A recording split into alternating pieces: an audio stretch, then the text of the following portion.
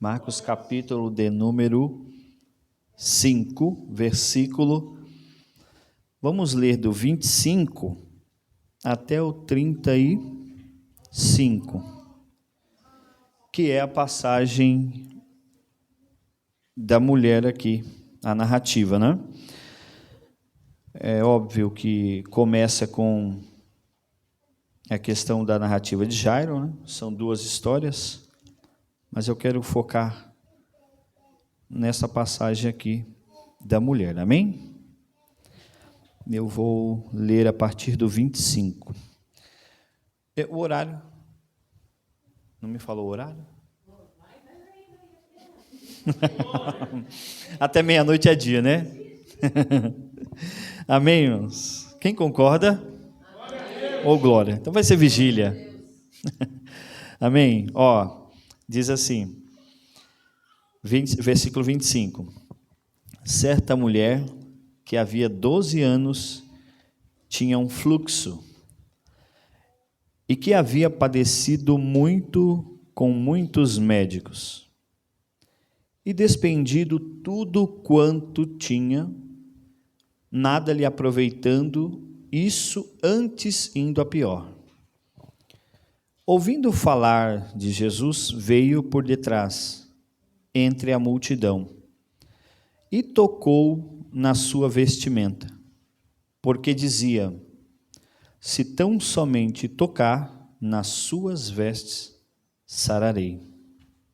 E logo se lhe secou a fonte do seu sangue, e sentiu no seu corpo estar já curada daquele mal.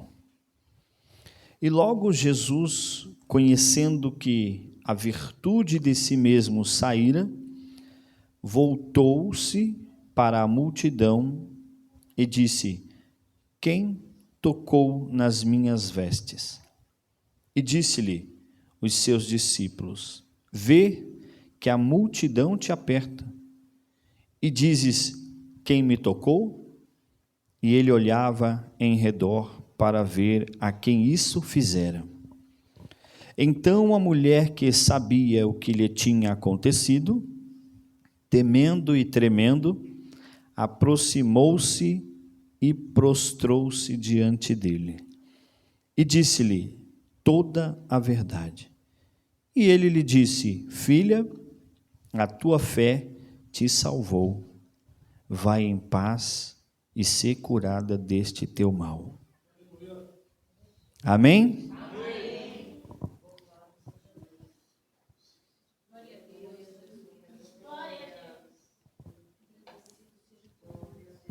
O texto é conhecido, né, meus irmãos? Todos já ouviram falar, então não tem muito segredo concernente à mensagem do Senhor. Apesar que até para salvação, né, é necessário fé para crer no que Jesus fez. Porque no pensamento de sua época, crer que alguém morreu e ressuscitou e pregar esta palavra era loucura e escândalo. Como pode alguém morrer numa cruz, dar a vida por alguém, e ainda mais o que se pregava a respeito após, que era a ressurreição. Então, para gregos, loucura; para romanos, escândalo, né? Mas Paulo diz que para os crentes e os cristãos de sua época, e também nós, os leitores contemporâneos, é poder de Deus para a salvação. Então, tudo na Bíblia concernente às questões espirituais, celestiais,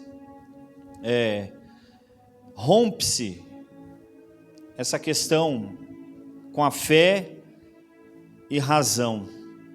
Razão, você crê no material, naquilo que é palpável, científico, lógico.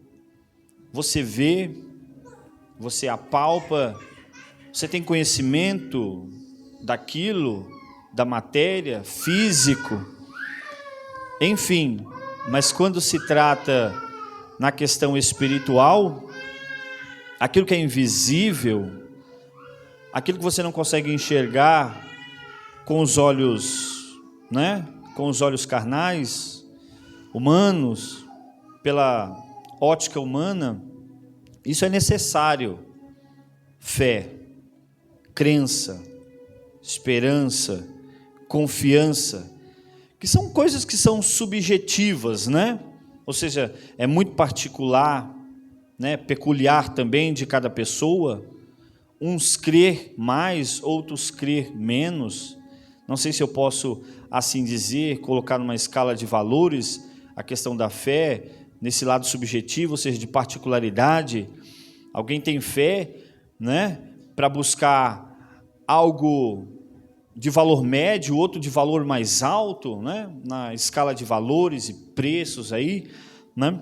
Então, nessa questão, fé é indispensável, é necessário, de todas as formas, seja pequenininha, como um grão de mostarda que a Bíblia diz, fazendo uma comparação com um grãozinho que era menor das sementes, né, naquele tempo. Então, ou seja, na questão quantitativa, pouquinho de fé, como diz Jesus Cristo para os seus discípulos, quando estavam em alto mar, e eles estavam indo para Gadara, e aí subiu aquela grande tempestade, balançava o barco, jogava para lá e para cá, sacudia, entrava água dentro, e o desespero bateu, e Jesus tranquilo, dormindo, cansado do dia a dia, né? Pregando a tarde inteira, e eles temendo acordaram, e Jesus disse, acalmou o vento, acalmou a tempestade, e disse, homens de pequena fé, né? Homens de pouca fé. Então, tanto a questão comparativa, na escala de valores de grandeza, pequena fé, né? Ou quantitativa, muita fé, ela tem esse aspecto aí subjetivo, particular, né? Então, nas questões bíblicas, irmãos, é necessário fé. E fé é confiar naquilo que se crê, ou no objeto da sua crença. Quando você busca algo, você deseja algo, você almeja algo que ainda não aconteceu, não é palpável ainda, não chegou aos seus olhos, mas você tem aquilo dentro de si, na mente, você imagina, você visualiza. Então, você passa a ter confiança em alcançar o objeto do seu desejo. Então, fé é confiança naquilo que se crê. Eu estou trazendo essa introdução para depois entrarmos na história da mulher, que isso tem muito a ver e é muito particular dessa atitude que ela teve. Então, a fé é uma confiança naquilo que se crê. O que você crê tem que ter uma base, um fundamento na fé. Isso vai levar você a confiar e a ter esperança, que não sabe quando, como, de que maneira, aonde chegará na sua mão, ou você conquistará. Isso nós já estamos falando também nas questões materiais também, né? Mas a questão bíblica, para crer nas questões espirituais, é uma fé indispensável. Hebreus capítulo 11 diz que a fé é firme fundamento daquilo que não se vê, né? E prova, né, daquilo que se espera, se não me falha a memória, né? A fé é firme fundamento das coisas que se esperam e prova das coisas que não se vê. Por ela, os antigos alcançaram testemunho.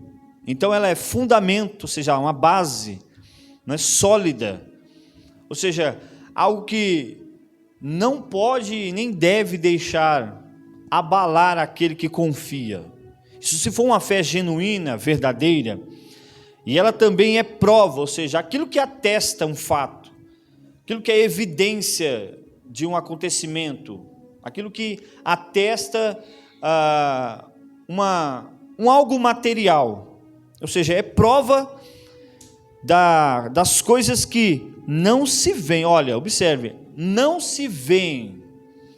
E aí ele continua, porque por ela os antigos alcançaram testemunho. Pela fé entendemos que os mundos, pela palavra de Deus, foram criados de maneira que aquilo que se vê não foi feito do que é aparente. Então veio a existir pela palavra de Deus.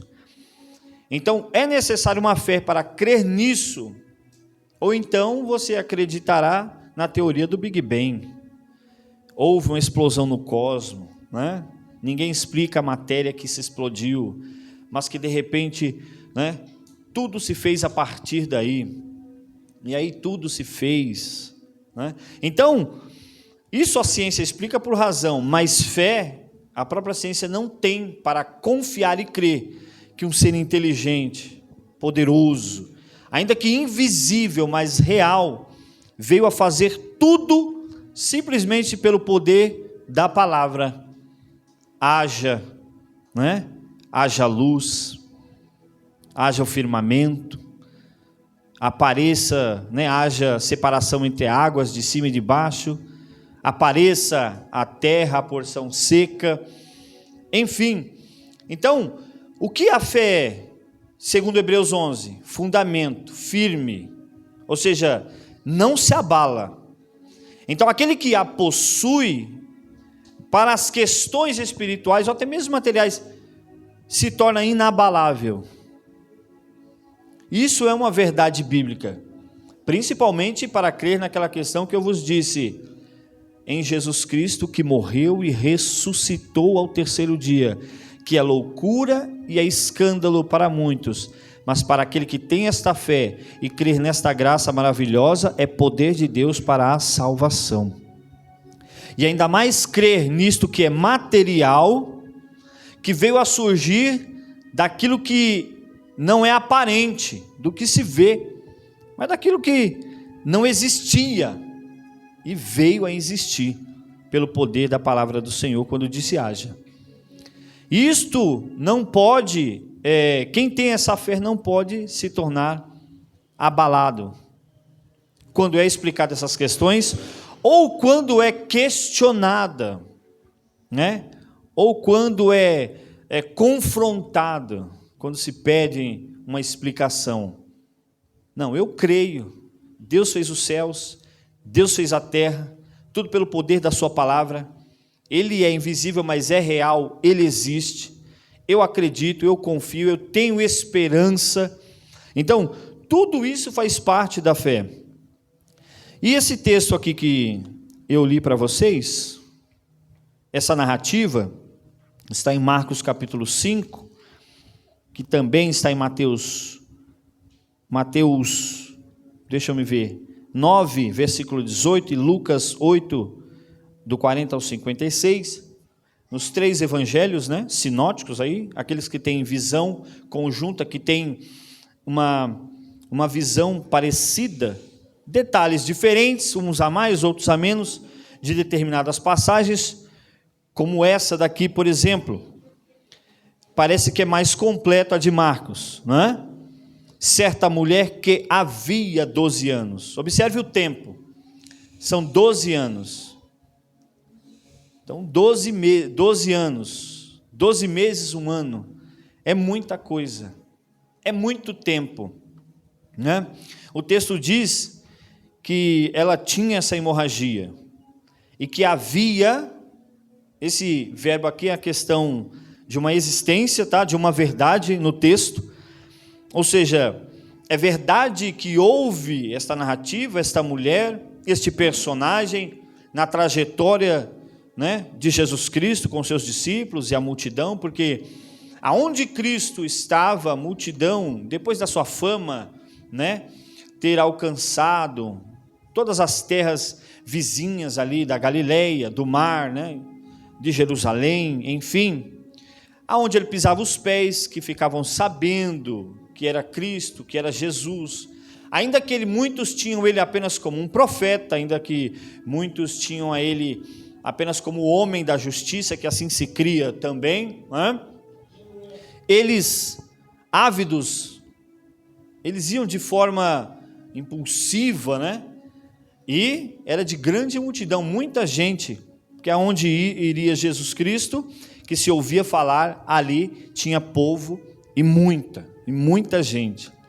E era uma sociedade que tinha muitas enfermidades, muitas doenças. Tinha pessoas, né, com falta de visão, cegas, mancas, coxos, aleijados, paralíticos, leprosos. Então era uma sociedade que, como a nossa hoje, contemporânea, há muitas enfermidades, né? Então isso é uma verdade no texto.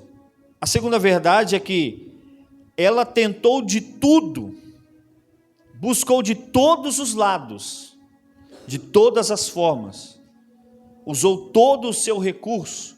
Me parece que era uma pessoa de uma condição média, né? Média alta, vamos dizer assim, dessa classe no seu tempo, porque são 12 anos o quê? Gastando. Ou seja, são 12 anos investindo na medicina, investindo nos médicos, né? Com esperança naquilo que era apalpável, naquilo que era visível, naquilo que ela poderia saber e conhecer de ciência que os homens poderiam ajudar, e correndo atrás, persistindo, porque a questão da fé para aqui, nós somos especialistas, nós corremos atrás e vamos, mas quando chega na questão invisível espiritual, parece que dá uma balançada, né? E aqui está ela, 12 anos, insistindo, persistindo, esperançosa, não desistindo, né? Não é uma redundância, mas enfim, mas correndo atrás, numa linguagem nossa contemporânea, correndo atrás, fazendo todo tipo de esforço possível, não é verdade? Tudo quanto vinha à mão para ela, ali estava ela se dispondo para tal. Por quê? Era muito importante a restauração da sua saúde. Era de suma importância, porque ela estava debaixo de uma determinação da lei, porque tendo fluxo, ela era restrita em alguns sentidos, e isso está em Levíticos capítulo de número 13, eu quero só ler um pouquinho rápido,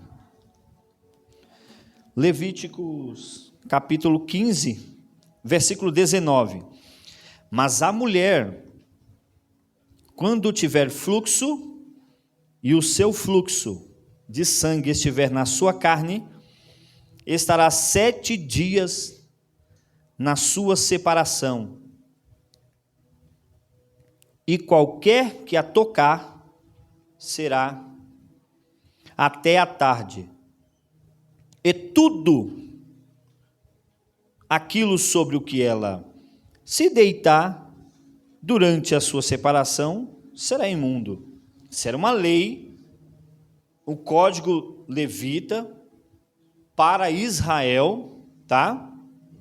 Para eles, e isso era cumprido, tanto para quem era contagiado pela lepra, que tinha que ficar fora do arraial, o arraial, assim dizia, era a congregação, o povo, como para a mulher. Então está aqui, havia, quando acontecia, ela tinha que ficar 7 dias separado de tudo, então ficava só, né? Marido não podia tocar, lençóis e cama tinha que ser separado, lavado, tudo, nada. Quem sentasse ou encostasse aonde ela ao menos colocasse a mão ou encostasse, assim a lei dizia, olha, não poderia, nada, tinha que ficar separado. E ao 8º dia, né, também a mulher, no versículo 25, estou pulando, quando manar o fluxo por muitos dias, olha, muitos, fora do tempo. Então aí já passou dos 7, dos 14, enfim, tempo da sua separação, ou quando tiver o fluxo por mais tempo do que sua separação, todos os dias do fluxo da sua imundícia seria imunda como nos dias da separação. Então toda a cama sobre o que se deitar todos os dias do seu fluxo ser-lhe-á como a cama da sua separação. Então nada, então alguém não poderia chegar perto, não poderia tocar, homem algum, nada, objeto. Então essa era a lei deles, né? É antiga. Alguns dizem assim, nossa, mas que cruel. Não, era um código de leis que eles tinham entre eles. Então, ela estava debaixo dessa questão da lei. E aí, olha, pensa bem, 12 anos assim, 12 anos nessa forma. Se acontecesse de estancar, dela voltar ao normal, ela tinha que passar pelo processo do ritual ainda. Ela tinha que levar 2 pombinhos, 2 rolinhas, como sacrifício para o sacerdote, para ser examinado, e ele dá o diagnóstico de que agora estava tudo bem, e ela poderia retornar sem problema nenhum às suas atividades. Mas tinha que passar por um ritual, esse ritual de purificação, que era assim chamado. Então ela está debaixo de uma determinação da lei. E aí esperançosa de tudo, correndo atrás com toda a dedicação. Não, preciso ser curada, preciso ser sarada, eu preciso receber a cura, eu preciso voltar ao normal, porque senão continuarei assim, dessa forma. E aí corre atrás de médico, gasta ali, gasta aqui, e o texto diz assim, não aproveitando isto, antes indo a pior. Então o quadro estava se agravando muito mais. Interessante, 12 anos e nada melhorando. Pelo contrário, não é? Tipo assim, não muda, não acontece nada. Da mesma forma, esses questionamentos que nós vamos fazendo, né, no cotidiano da vida. Mas eu faço isso, eu insisto, eu persisto, eu vou, eu me dedico, eu me dou, eu tenho esperança, eu tenho fé, mas não acontece. E aí, né, não acontece, não veio, não abriu a porta, não sucedeu como eu pensei, como eu imaginava. E aí acontecem frustrações, decepções, e aí acontecem desesperanças, enfim. Por quê? Porque o tempo castiga, o tempo massacra, o tempo é implacável com as questões. Ela tem um objetivo na vida, que é alcançar a sua saúde, a restauração da sua saúde, mas o tempo é implacável. O tempo vai passando, vai passando, vai passando, vai passando, e ela precisando desesperadamente disso. Mas a fé dela é palpável, ela tem fé nos homens, ela acredita nos homens, ela busca a medicina, e é assim que nós acreditamos. E Deus deixou a medicina, e tem coisas que nós buscamos na medicina, e somos restaurados por ela, e isso não há nenhum problema. Mas quando isto aqui acontece, aí acontece um fato interessante, ouvindo falar, ouvindo dizer de Jesus, aqui está, ouvindo falar. O que se falaram a ela? O que disseram a ela sobre Cristo? Que despertou aquilo que em 12 anos ela não encontrou em nenhum outro. O que foi mencionado? Como foi mencionado? Com que graça e foi dito isso a ela, que de repente lhe despertou fé. Lhe despertou esperança, e ela passou a crer de outra forma. Agora ela não só acredita, A fé dela agora não é mais uma fé palpável e natural aqui, que ela pode ser resolvida com as questões da terra.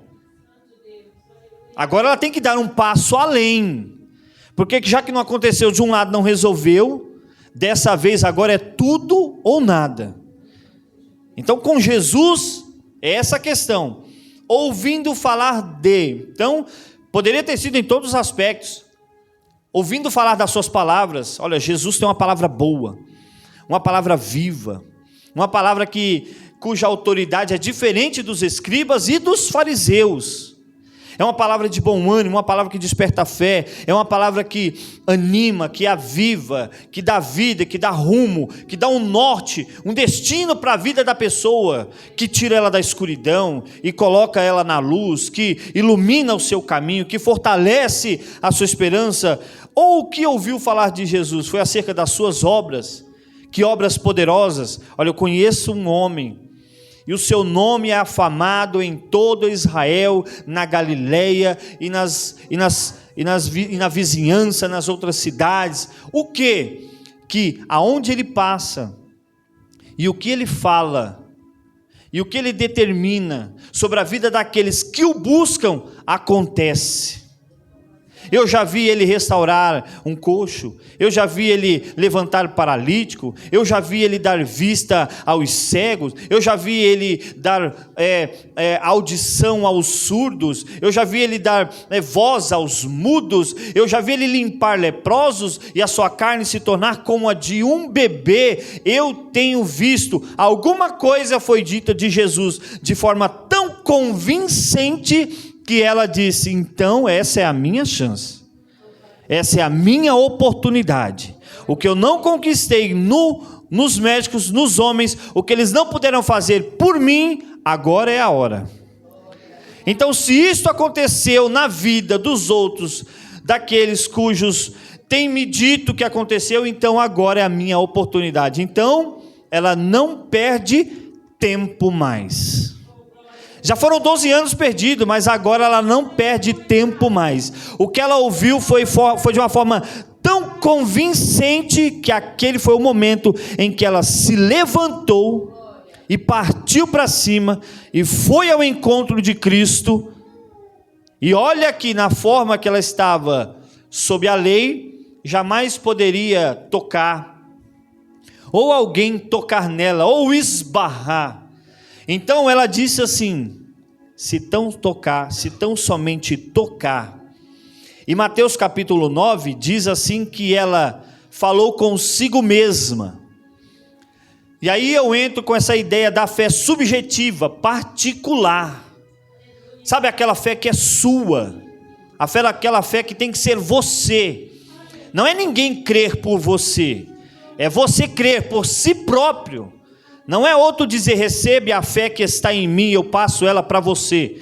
Até porque também a Bíblia diz que a fé é um dom que é dado pelo Espírito de Deus.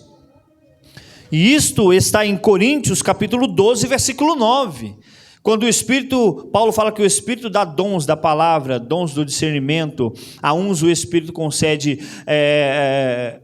o dom de curar, o dom de ministrar. A outros o Espírito concede a línguas estranhas, interpretação. E a uns, pelo mesmo Espírito, a fé. E nos versículos antecedentes, diz que ali os dons são dádivas do Senhor. Então é concedido pelo Espírito. Então algo que é subjetivo também pode ser como um dom. Então jamais você vai poder dizer para outro: olha, vem pela minha fé, recebe pela minha fé, porque é algo tão particular, foi tão convincente que isso despertou nela. Agora é com ela. Não é mais quem disse para ela o que sobre Jesus. Agora ela tem que experimentar se isso é verdade ou não. Então por isso, todo o tempo que ela perdeu, agora não tem mais tempo a perder. Não dá mais para voltar atrás. É tudo ou nada. O texto diz que ela despendeu de tudo. O que sobrou para ela agora nesse momento? Ouvidos para ouvir o que lhe foi dito, fé para se levantar, e o seguinte, e coragem, e veio por detrás, entre a multidão. Ou seja, isto a encorajou a invadir a multidão, vindo bem sorrateiramente por baixo, com muito cuidado, mas rompendo barreiras. Porque a fé faz isto com a pessoa. A fé faz ela romper de tal forma que ninguém a para. Não há obstáculos, não há barreiras, não há impedimento. Então, se for verdadeiro isto em ti, em mim, em nós, como houve nesta mulher aqui, nós vamos romper barreiras. Nada vai nos impedir, nada vai nos parar, nada vai parar a marcha da igreja. Não há impedimento para a igreja continuar marchando. Não haverá impedimento para você se achegar naquele de quem tem todo o poder e que pode fazer muito mais além daquilo que eu e você, nós imaginamos ou pensamos. Então ela rompe, ela invade, ela tem essa coragem. Então isso despertou nela e ela não perde tempo. E isso ela toca nas vestes de Jesus. E o que acontece? Veja a diferença de todos aqueles que estavam do tumulto ao redor de Cristo, tocando nele, apertando nele. Então há uma questão de um grau comparativo aqui, porque todos apertam, todos tocam, todos, ao redor dele, querendo algo, buscando algo. Mas o que ela fez foi diferente. Então o seu toque foi diferente do toque de todos, a ponto de Cristo parar a marcha. Aquela multidão parou, porque Cristo parou e voltou-se para trás e procurou e perguntou: quem me tocou? Alguém me tocou. E aí tem uma explicativa no texto: porque de mim saiu virtude. Aqui diz que conhecendo que a virtude de si mesmo saíra. Então foi uma forma tão maravilhosa de tocar, que Cristo sentiu poder, que a palavra para virtude aqui é poder, que saiu dele, emanou o poder de Cristo para o corpo dela. Então a fé trouxe essa questão para ela, o que outros não fizeram por ela. Toda a esperança perdida, tudo ela encontrou em Jesus Cristo. Ela encontrou em Cristo. E simplesmente porque a questão do ouvir aqui tem uma conotação de dar a atenção, de focar a atenção.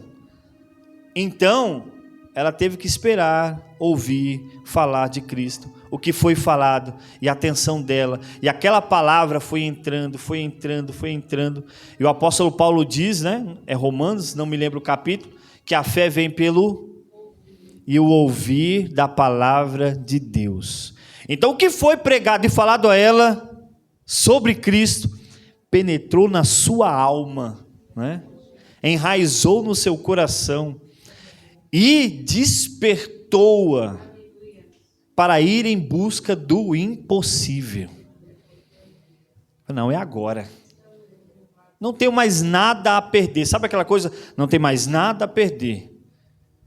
E aí, quando ela toca em Cristo, Cristo para a marcha e diz, olhando para trás: alguém me tocou tão diferente, alguém me tocou de uma forma que eu senti poder saindo de mim. Dunamis, o grego fala que é um poder sobrenatural. Era uma questão do poder, do exército romano, quando se unido em tropa, ou seja, era um exército poderoso. Dunamis era um exército, e aí tomou essa conotação no Novo Testamento, e os escritores usavam muito essa palavra, E aí, concernente a Cristo, ele diz: eu senti algo tão poderoso, né, saindo de mim. E aí ele quer saber quem. E aí não tem jeito, porque ele não vai, enquanto a pessoa que o tocou não se manifeste. E essa é a ideia com Cristo. E aí, ela não tendo mais como se esconder, o texto diz que ela sabia que Jesus estava falando com ela e o que tinha acontecido, aproximou-se, prostrou diante dele e disse-lhe toda a verdade. Então ela vai contar para Cristo tudo quanto lhe aconteceram nesse tempo todo. Quanto ela precisou e ninguém pôde fazer nada por ela. Por isso que ela vem até ele. É por isso que eu toquei em ti. Ninguém fez o que o Senhor pôde fazer por mim. Eu ouvi falar de ti. Eu não tinha mais nada a perder. Então eu criei, eu acreditei. E eu vim ver com meus próprios olhos. E eu disse em mim mesmo, comigo. Por isso que é muito particular esse objetivo. Eu acreditei e disse: então, se eu somente tocar ali nas vestes. Nem tocou nele. Foi na orla, que é bem, embaixo. E ele disse então para ela: filha, a tua fé te salvou. Salvou. Aí Cristo diz para ela: vai em paz. Terceiro, ser curada deste teu mal. Que coisa gloriosa. Então a fé é confiar naquilo que se crê. Aquilo que ela passou a crer naquele momento, ou ela confiava, ou ela continuaria no mesmo estado. Ou ela buscaria o Jesus que todos estavam procurando, ou ela continuaria da mesma forma. Então fé é confiar naquilo que se crê. Ou ela confiava de toda a alma, de todo o coração, ou ia continuar da mesma forma. Então isso foi dispensado a ela como um dom, porque é sobrenatural. Acreditar que um homem, por simplesmente falar, acontecer, simplesmente impor as mãos e a pessoa ser restaurada, cego de nascença passar a ver porque ele disse veja, paralítico levantar porque ele simplesmente disse levanta e anda, toma a sua cama e vai para a sua casa. Leproso dizer mestre, se quiseres pode me curar, e ele simplesmente dizer quero ser curado, ser limpo, e a carne se tornar como a carne de uma criança, como um dom dispensado a ela para poder acreditar de forma sobrenatural no que ouviu, ou então ela continuaria da mesma forma. E aí o que mudou a vida dela para sempre e o deixou na história foi isto: fé em Jesus Cristo. Acreditei. E o texto diz assim, olha, versículo 27, veio. Então ela teve fé e buscou a Cristo, buscou a Jesus. Ela não ficou parada, não ficou estagnada, se mexeu, se movimentou, foi para cima. É Cristo que pode resolver, então eu vou. É Cristo que pode sanar os meus problemas, então eu vou. É Cristo que pode dar uma solução, então sim.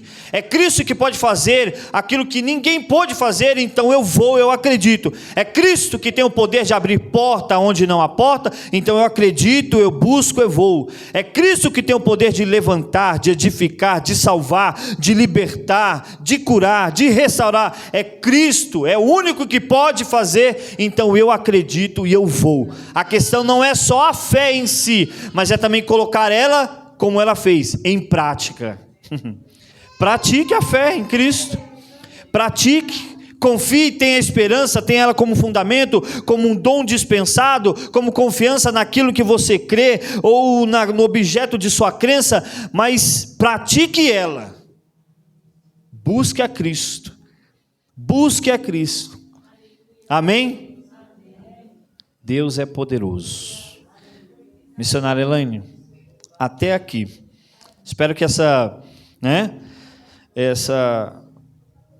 pequena, simples palavra sobre o Evangelho de Jesus Cristo, acerca da narrativa e da história dessa mulher, pode ter nos ensinado alguma coisa.